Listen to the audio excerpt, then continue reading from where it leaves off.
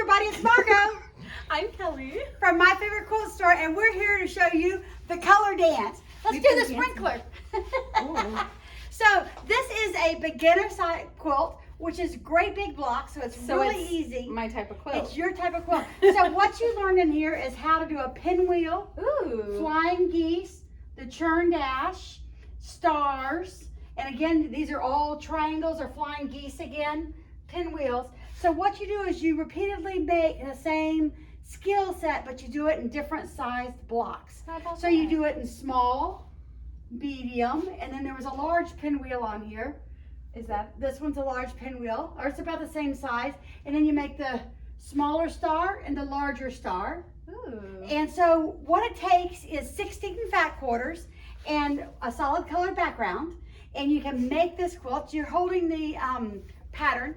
It is really considered like a block of the month so that you can learn a different skill every single time. So what they do is they start you off on the easiest ones, and then you build your skills as you go along. How about that? So I just love this because look how big this star is at the bottom. So look how big of the flying geese that you get towards the end. This is definitely my thing. And then these are all flying geese that start at the bottom and then go larger and larger and larger. And then you practice your Christmas trees too. Yep, and you can practice Christmas trees. And if that's what you want to do, you can actually make, ornaments for this tree too. Ooh. That would be fun to quilt something really fun in there. So anyway, this is a great skill builder for a beginning quilter because it teaches you all you need to know about how to do the blocks easily and simply, and then you practice, practice, practice, because that's what makes you a great quilter is practice. Absolutely. And I like what you said. This is also a really great quilt to practice your quilting. It is. Because I know some of us get a little bit more leery when it comes to free motion quilting.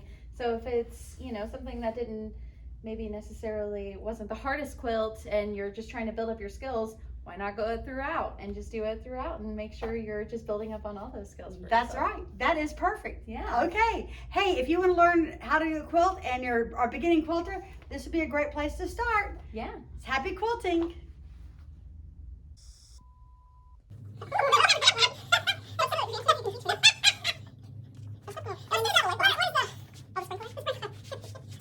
I've been filming for 15 minutes.